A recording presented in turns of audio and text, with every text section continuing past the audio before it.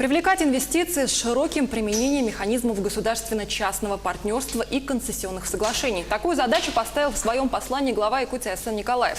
До 2024 года в экономику региона должны привлечь 500 миллиардов рублей.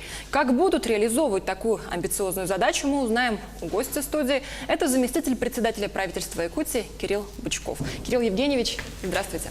Доброе утро. Ну, наверное, пользуясь случаем, все-таки уже можно поздравлять с наступающим Новым годом, потому что неделя, даже меньше уже недели остается. Спасибо. Мы перейдем непосредственно к сути разговора в правительстве. Вы курируете вопросы, как раз-таки связанные с инновационным развитием и привлечением инвестиций.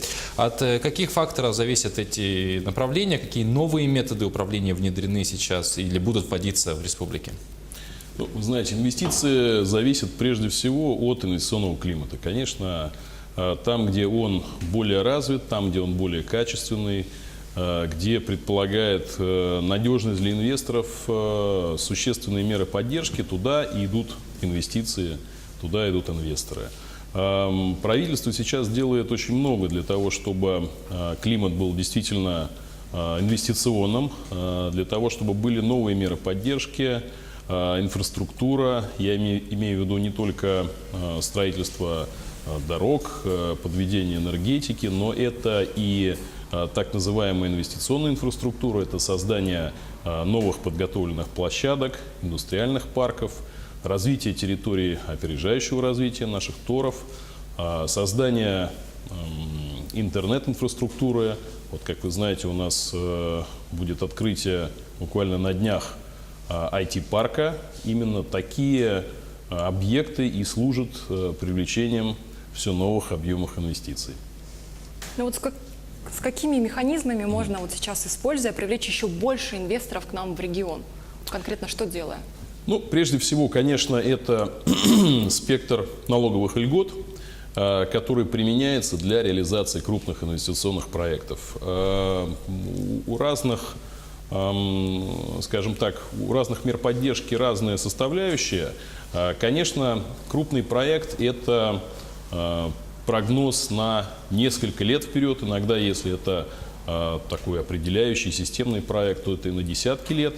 Поэтому нужно прогнозировать его пользу для населения, для бюджета, исходя из ряда параметров. Поэтому если какие-то льготы мы даем на первичном этапе, тогда, когда проект наиболее уязвим, тогда, когда происходит максимальное вложение, то на будущих периодах он дает, конечно, нам те необходимые плюсы в виде поступления в бюджет. И также, конечно, самый важный фактор – это рост уровня жизни населения, это создание новых рабочих мест, это создание условий для повышения качества жизни и так далее. Ну и, безусловно, это постоянная настройка, улучшение нашего законодательства инвестиционного, создание таких, скажем, механизмов защиты инвесторов, защиты его инвестиций, для того, чтобы риски первоначальные были сведены к минимуму, и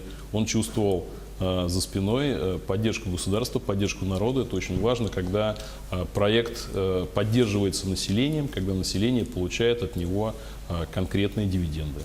А вот какие крупные инвестпроекты в ближайшее время будут реализованы в Якутии?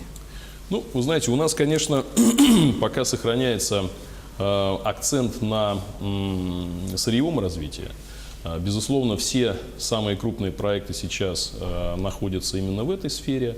Это и дальнейшее развитие проектов в угольной отрасли, это золотодобыча, чем Якутия славится. И сейчас вот у нас будет очередной юбилей золотодобычи в Якутии. Это важная, существенная часть нашего, скажем так, социально-экономического развития. Но это и проекты в нефтегазовых отраслях. Сейчас, как вы знаете, очень широкое развитие получают новые месторождения, новые отрасли, нефтегазохимия. И сейчас то, что связано с проектами сжижения газа, планы по развитию топливного рынка и планы по снижению стоимости топлива для населения, улучшения стабилизации топливного баланса. Вот именно сюда нацелены наибольшие такие, скажем, стабильные институциональные инвестиции. Но, безусловно, мы не можем не сказать про развитие малого и среднего предпринимательства, поскольку все-таки основная часть населения и как бы такая точка роста развития экономики — это все-таки малый и средний бизнес. И вот здесь, скажем так, настройка проектов и тех условий, которые необходимы для создания новых предприятий, новых рабочих мест, стартапов, вот здесь мы делаем наибольший акцент, потому что здесь настройка требуется более ритмичная и более тонкая. Вот у нас в регионе мост через Лену, да, вот, можно сказать, болезненный для нас немного проект, он обсуждаемым самым становится в 2 раза в год. Это вот весной во время распутицы, да, и во время ледостава осенью. Вот как строительство, появление этого моста может сказаться вот конкретно на инвестиционном климате и вообще в целом на экономике нашего региона? Ну, вы знаете, конечно, строительство моста будет иметь мультипликативный эффект. Это не только связка 2 берегов Лены в районе городского округа Якутск. Конечно, это, если смотреть на это в страновом масштабе, макроэкономически, этот объект транспортной инфраструктуры свяжет Иркутскую область, нефтегазоносные участки Западной Якутии и Магаданскую область, позволив осуществить комфортный выход к портам Охотского моря. То есть этот объект, он совершенно поменяет всю транспортную структуру не только нашей республики, но и, по сути, всего Дальнего Востока нашей страны и Восточной Сибири. Поэтому здесь, конечно, стоит сказать про основную роль этого моста в изменении роли, скажем, существующих транспортных составляющих. Это и соединение крупнейших автодорог, это и трассы Вилюй, Колыма, и это мультимодальный комплекс, который в себя включает железнодорожные перевозки, которые сейчас находятся по одну сторону реки, мы находимся с вами по другую сторону реки.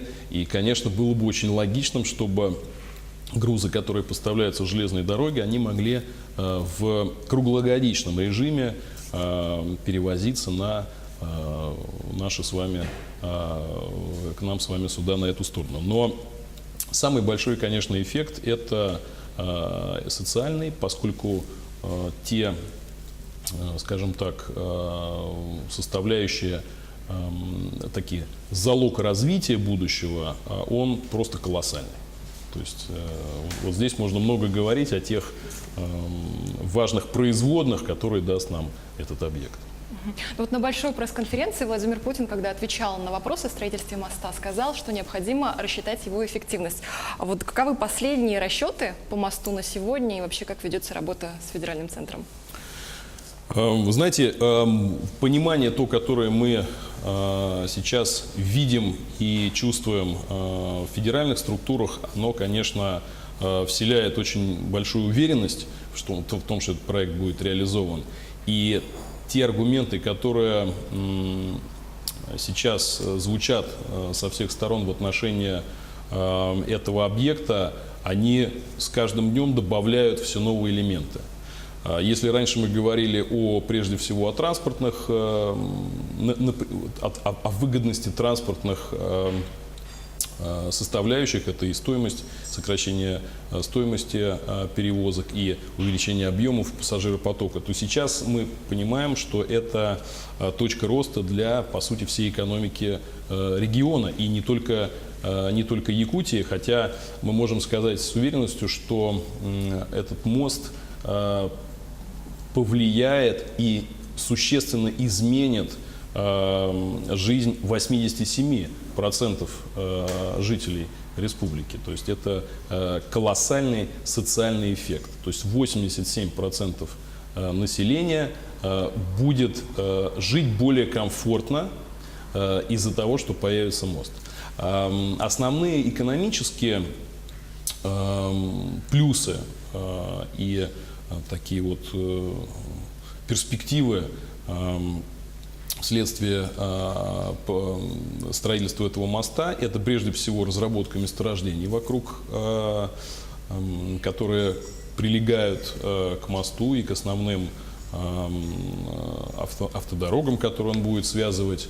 Это колоссальные цифры, это огромные объемы и налогов, и рабочих мест, и могу сказать, что это десятки триллионов рублей. Ну, то есть мост может себя окупить спокойно в Мост течение как какого-то времени. экономический элемент, как объект, который поменяет вообще всю конструкцию транспортных и промышленных связей, он, конечно, достаточно быстро себя окупит в федеральном масштабе, мы это все прекрасно понимаем. Рост грузоперевозок составит колоссальные совершенно объемы. Если сейчас у нас мультимодальные перевозки в районе Нижнего Бестяха, то, что связано сейчас с железной дорогой, с летней навигацией, составляет около 2 с небольшим миллионов тонн в год, то моментально инфраструктура с помощью моста вырастет до возможности обработки 10 миллионов тонн в год, то есть это в 5 раз фактически только грузопоток. Конечно, прежде всего мы смотрим на то, что будут снижены затраты на перевозки грузов по разным видам продукции, снижение затрат на транспортировку, а это существеннейшая составляющая цены на определенные виды товаров, то эти затраты снизятся от 30 до 70%, думайтесь. Вот такие цифры, которые... Вопросов не возникает. Мост региону нужен. Совершенно верно. Но более того, я скажу, что, конечно, это и в федеральном масштабе решает множество социально-экономических и политических задач, потому что вот, комфорт населения – это, наверное, вот на сегодняшний момент мы ощущаем, что это самый важный, самый существенный аргумент, он перестал быть таким калькуляторным. Многие проекты действительно по уровню комфортно оцениваются достаточно сейчас вот четко.